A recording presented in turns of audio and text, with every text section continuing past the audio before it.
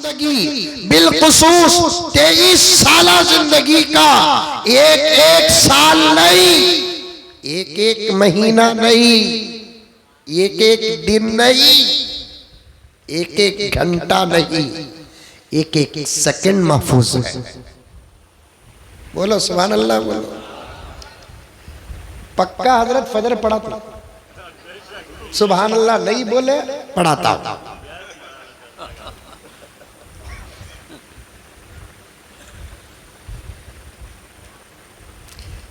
पैगंबर दो आलम रहमत दो आलम हजरत मोहम्मद मुस्तफ़ा सल्लल्लाहु अलैहि वसल्लम की कुल उम्र 7 पर 3 साल 63 साल 63 ईयर्स, बिलखुसूस 20 पर 3 साल 20 पर 3 साल 23 साल को लस करे। पहले 40 साल बचते हैं, आशिकान की तादाद शुरू होती है 23 साल के बाद। 23 साल से पहले पैगंबर दो आलम सल्लल्लाहु अलैहि वसल्लम अरब के एक सादे सीधे इंसान थे। लोग समझने की कोशिश करें, लेकिन सादगी में भी आपके अंदर एक अजीब किस्म का इजहार था। उसी वक्त दुनिया के लोग महसूस करते थे हमारे बीच का ये नौजवान कोई मामूली नौजवान नहीं, कोई खास नौजवान है।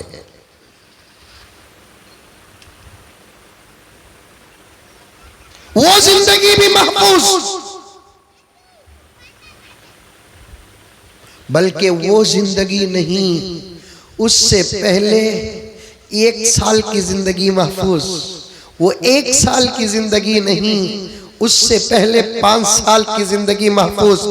खतीबुल इस्लाम हजरत मौलाना सुलेमान नदवी साहब रहमतुल्लाह अलैह ने ये पूरा तज्जिया पेश किया है, जिसे मैं अपने अंदाज से आपके सामने पेश कर रहा हूँ। 20 पर 3 साल इजहार नबुव्वत के साल थे, नुज़ूल कुरान के साल थे, शरीयत के अहकामात के साल थे। ये तो खास जिंदगी है। ये 20 पर 3 साल से पहले 40 साल जो ये आम जिंदगी थी, उन 40 सालों के हिस्से भी अल्हम्दुलिल्लाह महफूज।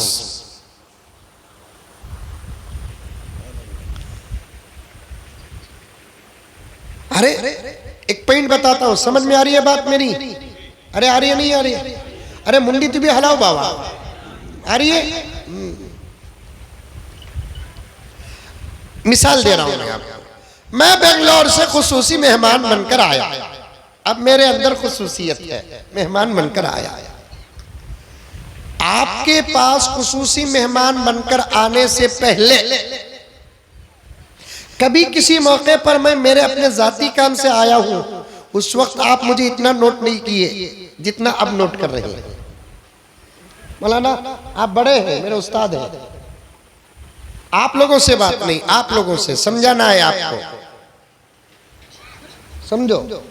अब मैं आप बुलाए, फ्लाइट में बुलाए, खुसूसी मेहमान बनाकर बुलाए, हजरत मौलाना मुफ्ती अकीलुर रहमान साहब दामत बरकातुहुम को आपने खुसूसियत के साथ दावत दी, आपके जलसे की रौनक बनाया, आप बुलाए। अब आप इन दोनों उलमा पर कड़ी नजर रखे हैं, लेकिन हम आपके पास आने से पहले कभी हमारे अपने काम से आए हो, उड़ीसा हो के बंगाल हो, बिहार हो के झारखंड हो, तेलंगाना हो के आंध्रा हो के कर्नाटक हो, हमारे अपने काम से जब जाते हैं तो हमको उतना नोट नहीं किया जा सकता, नहीं किया जाता, क्योंकि एक नॉर्मल इंसान है। लेकिन ये मेरे आपके लिए है, पैगंबर के लिए नहीं थी। पैगंबर ऐलान नबूवत के बाद सारी दुनिया में खास शख्सियत बनकर जाहिर हुए। उससे पहले अल्लाह के रसूल सल्लल्लाहु अलैहि वसल्लम, आम इंसानों में लफ्ज बड़ा ही नाजुक है, बड़ी एहतियात के साथ, बड़े अदब के साथ आपकी खिदमत में अर्ज कर रहा हूं कि 40 साल की ये लंबी जिंदगी आप आम इंसानों के साथ आप इंसान बनकर रहे, फिर भी आपकी जिंदगी को खुदा की कसम नोट करने वाले करें और ऐसी हिफाजत की कि आप पैदा होने से पहले आपकी माँ की तबीयत कैसी वो भी है, आप पैदा हुए तो किस हालत में पैदा हुए वो भी है, पैदा होने के बाद आप रोए कि नहीं रोए वो भी मौजूद है, पैदा होने के बाद आपके रोने का अंदाज क्या था वो भी मौजूद है, आप दूध पिए तो सबसे पहले किस तरफ का दूध आपने नोश फरमाया वो भी मौजूद है। ये एक चीज, फिर आपका बचपन, दाई हलीमा का घर, फिर आप बकरियां चरा रहे थे, हजरत सीमा चरा रही थी, ये तमाम चीजें महफूज हैं। फिर आप जवान हुए, आपकी जवानी का एक एक शोबा, आपकी जवानी का एक एक हिस्सा, आपकी जवानी की एक एक अदा रब्बे काबा की कसम महफूज है। इसीलिए एक अंग्रेज कहता है, मुझे ताज्जुब होता है, एक आदमी की जिंदगी की हिफाजत के लिए 6.5 लाख लोगों ने अपनी कुर्बानियां पेश की और दुनिया में ऐसा इंसान ना उससे पहले, ऐसा इंसान ना उसके बाद, जिसकी जिंदगी का एक एक साल महफूज नहीं, एक एक महीना महफूज नहीं, एक एक दिन महफूज नहीं, एक एक घंटा महफूज नहीं। आपकी सीरत को कुरान से, हदीस से, हजरत सहाबा की निगाहों से जमा करके तकसीम करेंगे। हजरत किबला के हवाले से कहूंगा कि आपकी तकसीम आपकी उम्र बराबर हो जाए। एक एक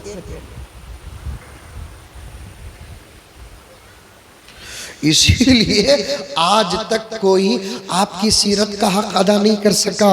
बोलते हैं बोलते हैं बोलते हैं बोलते हैं बोलते हैं बोलते बोलते हैं बोल रहे हैं, लेकिन अब तक कोई ये नहीं कह सका कि अल्हम्दुलिल्लाह हमने सीरत का पूरा हक अदा कर दिया। एक वली की करामत का वाक़या आता है, सुनो। एक आशिक़ रसूल को ख्वाहिश हुई कि मैं नबी की पूरी सीरत लिखूं। आपकी सीरत लिखना भी सवाब और मोहब्बत है, आपकी सीरत बोलना भी सवाब और मोहब्बत है, आपकी सीरत सुनना भी सवाब और मोहब्बत है। मुजद्दिद मिल्लत हजरत शाह अशरफ अली थानवी रहमतुल्लाह अलैह फरमाते हैं, जहां भी अगर कभी कोई कहीं परेशानी होती है तो उस परेशानी को दूर करने के कई तरीकों में से एक तरीका क्या है कि उस जगह पर नबी की सीरत बयान होती है तो सीरत की बरकत से अल्लाह मुसीबतों को दूर कर देते। वो भी बोलने वाले कौन? मामूली आदमी नहीं है, हजरत शाह अशरफ अली थानवी। जानते हैं आप लोग? जानते हैं? बेंगलुरु में है नहीं मालूम हजरत? इमाम अबू हनीफा कॉन्फ्रेंस में एक मरतबा गया था मैं, बेंगलोर से 300 किलोमीटर दूर तमिलनाडु का इलाका था। टोटल तकरीबन 80 उलमा आए थे, 3 रोजा प्रोग्राम था।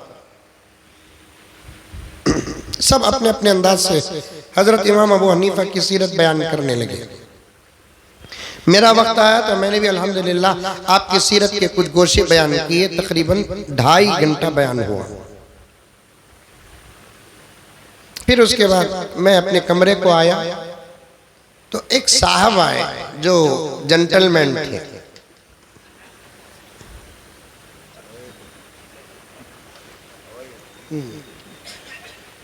समझ में आई? उल्टा भी करेंगे तो हाथ फिसल रहा है, ऐसा नहीं, ऐसा भी करते हैं तो हाथ फिसलता है, क्योंकि 3 ब्लेड से कत्ल हो रहा है। 3 और पेट भी था, तकरीबन मर्द था लेकिन पेट 4-5 महीने का था।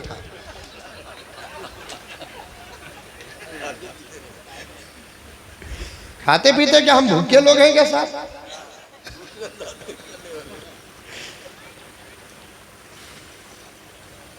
पेट बढ़ने मत दो।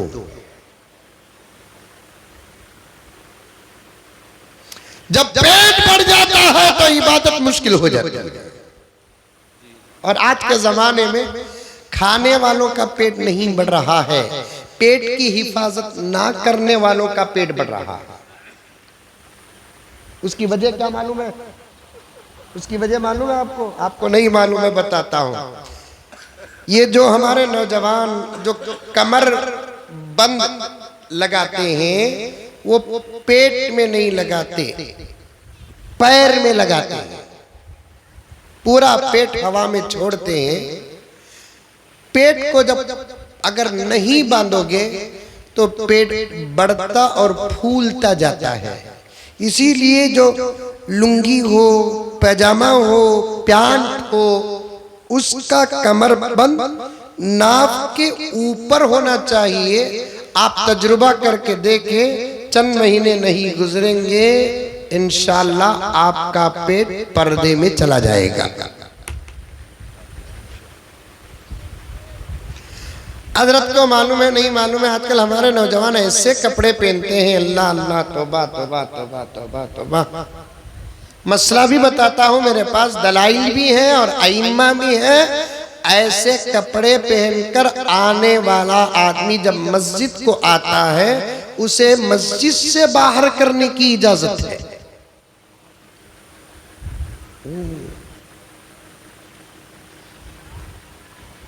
मस्जिद के शान उसूल, मस्जिद के शान के खिलाफ, मस्जिद के अदब के खिलाफ, मस्जिद के एहतराम के खिलाफ अगर कोई आदमी कोई काम करके आता है, उसे मस्जिद से वापस कर दिया जाए। उसके लिए दलील है कि आका के जमाने में प्याज और लहसुन खाकर आने वाले को आका ने मना किया। मुंह में बदबू आती है जो मस्जिद के एहतराम के खिलाफ, मस्जिद के अदब के खिलाफ, मस्जिद के मकाम और मर्तबे के खिलाफ है। मुंह से बदबू आ जाए, अब सतर ही खुल जाए तो क्या उसे मिंबर में बिठा दिया जाएगा? वो भी ये नीचे होती है, हमारे यहाँ पहनते नहीं पहनते मालूम नहीं है, समझ में आई बात? यहाँ पहनते नहीं पहनते, मुझे दुआ पर बात गई है, रजा पर बात गई है, यहाँ गई है बात, जहन में रखिए आप। तो यहाँ पहनते हमारे नौजवान, यहाँ फिल्ट यहाँ रहती है, यहाँ फिल्ट रहती है। अब आकर सफेद चीरते हुए सामने जाकर बैठते हैं। कभी कभार हजरत सुन्नत पीछे पड़ते हैं, हजरत से सामने आकर खड़े जाते हैं। हमारे नौजवान, अल्लाह करे कि ये बात पर्दे में औरतें न सुने, अब आकर खड़े जाते हैं बड़े खुशू व खुजू के साथ नमाज पढ़ते हुए। पीछे हजरत हम जैसे गुनहगार खड़े हो जाते हैं। अब हमारी निगाह भी 19-20 हो जाती है।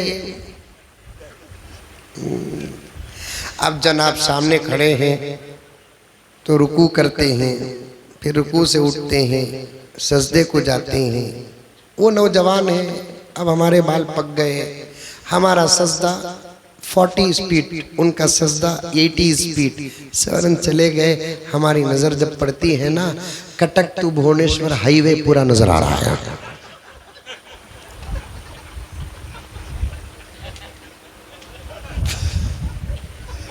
उसकी तो नमाज गई, अब हजरत की भी गई। हम भी डूबे सलाम, आपको भी साथ ले डूबे।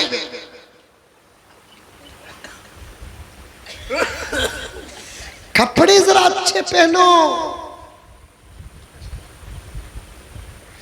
बात खुल रही है।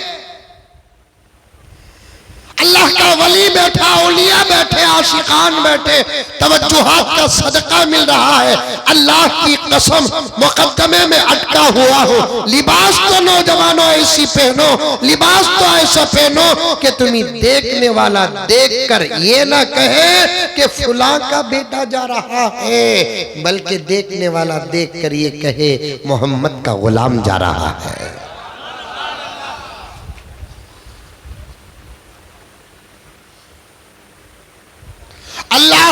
अल्लाह बहा नहीं देखते, बहाना देखते हैं। कभी किसी की दाढ़ी पसंद आ गई, खुदा ने माफ कर दिया। कभी किसी की टोपी पसंद आ गई, खुदा ने माफ कर दिया। कभी किसी की तस्बीह पसंद आ गई, खुदा ने माफ कर दिया। कभी किसी की नमाज का एक सजदा पसंद आया, अल्लाह ने माफ कर दिया। कभी किसी की अदा पसंद आ गई, अल्लाह ने माफ कर दिया। कभी किसी की अता पसंद आ गई, अल्लाह ने माफ कर दिया। कभी किसी का लिबास पसंद आ गया, अल्लाह ने माफ कर दिया। कभी किसी की आजिजी पसंद आ गई, अल्लाह ने माफ कर दिया।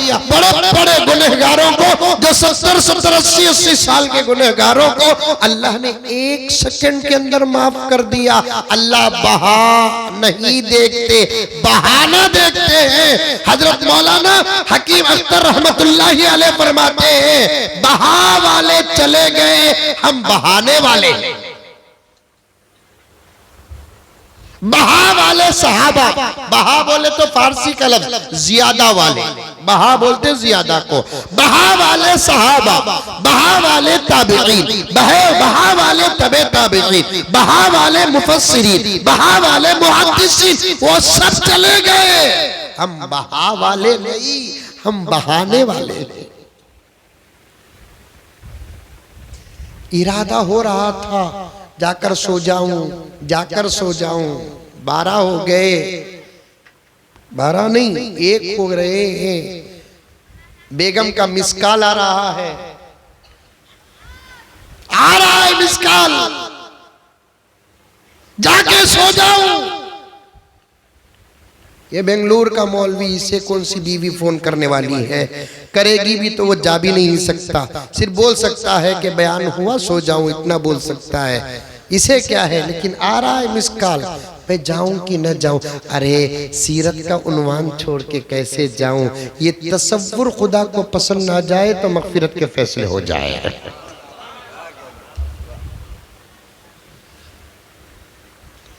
बहा नहीं, बहाना। शेखुल हदीस ज़करिया साहब रहमतुल्लाह अलैह ने लिखा है, नहीं जिक्र की मजलिस जा रहे पर चलती हो या दीन की कोई बात चल रही हो, वहां गुजरने वाला खड़ के थोड़ी देर सो, अरे अल्लाह वालों की मजलिस है, अल्लाह की बात हो रही है, थोड़ा मैं भी सुन लूं। हालांकि सुनना मकसद नहीं था, देख लूं क्या हो रहा है। अब वो भी गुजर जाता है। पूरी मजलिस मुकम्मल होने के बाद जब फरिश्ते अल्लाह के दरबार में हाजिर होते हैं, अल्लाह जानते हुए पूछते कहां से आ रहे हैं? अल्लाह बारी गोल की मस्जिद से आ रहे हैं। क्या देख कर आ रहे हैं? आपकी मजलिस देख कर आ रहे हैं। क्या हो रहा था? आपका जिक्र हो रहा था। मेरे बंदे मुझे याद कर रहे थे। हाँ अल्लाह तुझे याद कर रहे। क्या चाह रहे थे? जन्नत चाह रहे थे। देखा जन्नत को उन्होंने? नहीं देखा। फिर क्यों चाहा?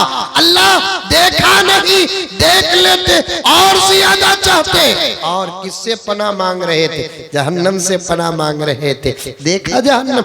नहीं, देख लेते तो और ज्यादा रोते। अल्लाह फरमाते फैसला करने वाला मैं हूँ, गवाह तुम हो, तुम गवाह रहना। मजलिस में जितने थे सबकी मैंने मगफिरत कर दी।